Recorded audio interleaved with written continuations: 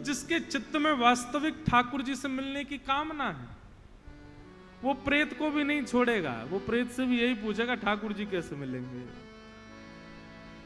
और संसार की कामनाओं से युक्त व्यक्ति तो सामान्य मानव से भी डर जाएगा, तो प्रेत से क्यों नहीं डरेगा। हमारे महाराष्ट्र के श्री नामदेव जी महाराज, उनके सामने भी प्रेत आया था और प्रेत बार बार रूप बदलने लगा। नामदेव जी महाराज ने तो ठाकुर जी कहकर के उनको प्रणाम कर लिया, बोले कि आप प्रेत नहीं हो, आप ठाकुर जी हो। प्रेत में से पंडरीनाथ भगवान प्रकट हो गए और प्रकट होकर बोले, भले आदमी, प्रेत में भी मुझको देख रहा है तू। नामदेव जी कहते हैं, आप प्रेत में नहीं हो, आप प्रेत में भी तो विराजमान हो, आप सब जगह विराजमान हो नाथ। और मुझे तो ऐसा लगा इतने सारे रूप बदलने की और इतने बड़े छोटे होने की सामर्थ्य ये तो हमारे ठाकुर जी में, प्रेत में थोड़ा ही है। व्यक्ति के पास जो भी सामर्थ्य है वो सामर्थ्य तो ठाकुर जी से ही है ना। तो प्रेत के पास भी जो सामर्थ्य है अंतर ध्यान होने की, बड़ा हो जाने की, छोटे हो जाने की, ये भी ठाकुर जी की है। ऐसी भावना। तो धुंधुकारी प्रेत बन गया और प्रेत जैसे ही बना महाराज गोकर्ण जी महाराज सोचने लगे अब इसको कैसे मुक्त किया जाए प्रेत योनि से। तब सूर्य नारायण से प्रार्थना की। तब सूर्य नारायण ने उनको आज्ञा की कि आप श्रीमद् भागवत की कथा करो, क्योंकि गया श्राद्ध के बाद, पिंडदान आदि करने के बाद, अन्य अन्य साधन करने के बाद भी जो प्रेत योनि से मुक्त नहीं होता, ऐसे भयावह प्रेत योनि में ग्रसित व्यक्ति भी भागवत की कथा से मुक्त हो जाता है। हमें आपको नहीं पता, पर इस क्षेत्र में कथा हो रही है, यहां ना जाने कितनी दिव्य चेतनाएं घूम रही होंगी और वो दिव्य चेतनाएं यहां कथा सुनकर के यहां से मुक्त होती होंगी। और केवल इतना ही नहीं, आप लोग यहां से कथा सुनकर के जाते हैं, कथा आपके चित्त में, मस्तिष्क में, मन में, आपके तन पर वो कथा अभी रमी हुई है। जैसे ही आप बाहर निकलते हैं तो वायु आपका स्पर्श करती है, वो वायु में भी कोई कोई छोटे छोटे अणु, छोटे छोटे जीव होंगे जो प्रेत योनि में बंधे, वो सब मुक्त हो जाते हैं। एक कथा एक नगर में होती है, कम से कम करोड़ों का उद्धार होता है एक कथा से। ऐसी श्रीमद् भागवत की कथा है।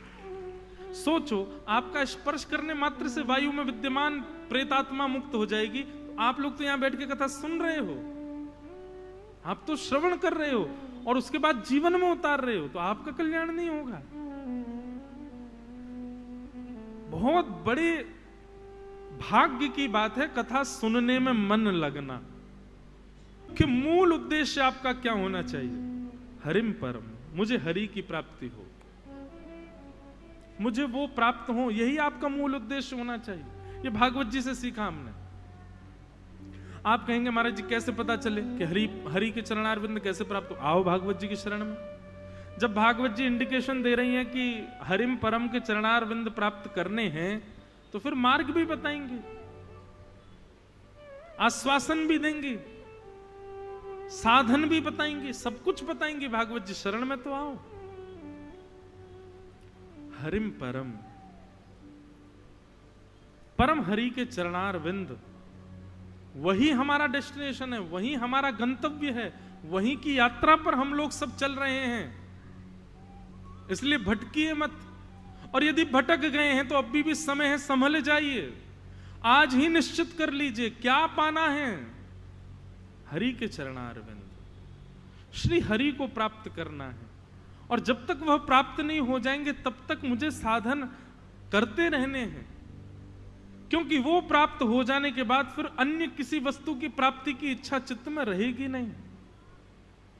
और जिस दिन आप इच्छा निवृत्त हो जाओगे, जिस दिन आपके चित्त में कोई प्राप्ति की भावना नहीं होगी, उसी दिन मृत्यु भी आ जाए तो कोई चिंता नहीं। इसके पीछे केवल एक ही उद्देश्य रखिए, कृष्ण प्राप्ति करम सस्वत, कृष्ण दर्शन लालसा।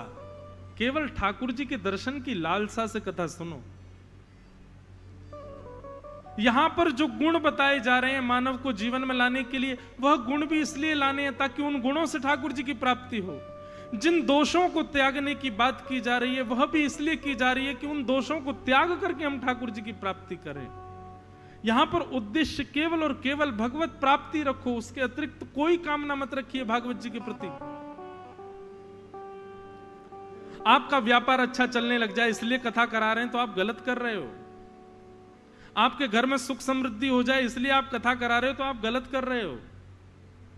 आप अपने पूर्वजों की शांति, पितरों की शांति के लिए कथा करा रहे हो, उससे होती ही है, केवल उसी प्रयोजन से कथा नहीं करानी चाहिए। कथा तो केवल केवल हम श्याम सुंदर के हो जाएं और श्याम सुंदर, और आप श्याम सुंदर के हो गए हो। इतना बड़ा भाव, इतनी बड़ी अपॉर्चुनिटी मिली कथा सुनने की, और उसके पीछे भी कामना हमने ज्ञान अर्जन की कर ली, उसके पीछे भी कामना हमने संसार के भोग विलासों की अर्जन की कर ली, उसके पीछे भी कामना हमने पुण्यों की कर ली।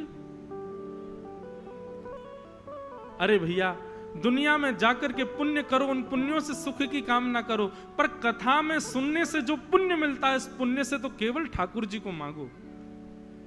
इस कथा के सुनने के बदले जो पुण्य मिला है, हे नाथ, उस पुण्य के बदले हमको श्याम सुंदर दे दो। इस कामना से कथा सुनो। स्पष्ट लिखा है, वैद्यम वास्तव मत्र वस्तु शिवदम। ठाकुर जी से संबंध कराने के लिए भागवत की कथा है।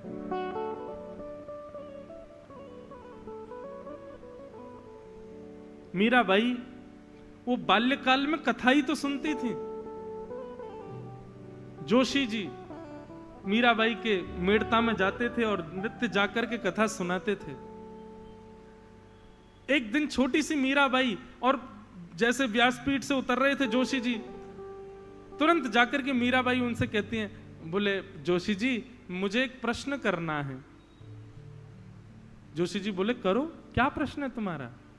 तब मीराबाई कहती हैं, बोले आप जिनकी कथा सुनाते हो, आप जिनके मधुर भाव सुनाते हो, आप जिन कृष्ण की लीला कहते हो, आप जिनके बारे में बता रहे थे वो मटकी से ऐसे माखन चुरा के खा जाते हैं, वो ऐसे गोपियों के घर घर जाते हैं, वो ऐसी यशोदा मैया की गोदी में सो जाते हैं, वो नक पर गिरिराज जी उठा लेते हैं, ये श्याम सुंदर हमको कब मिलेंगे?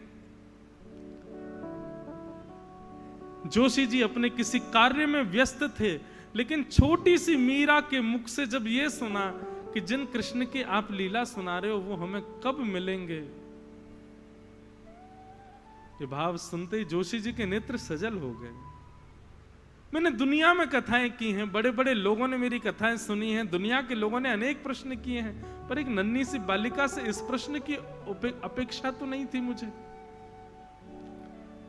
उस दिन जोशी जी ने मीराबाई के सिर पर हाथ फेर करके कहा, बोले जरूर मिलेंगे, एक दिन जरूर मिलेंगे मीरा, बस प्रतीक्षा कर।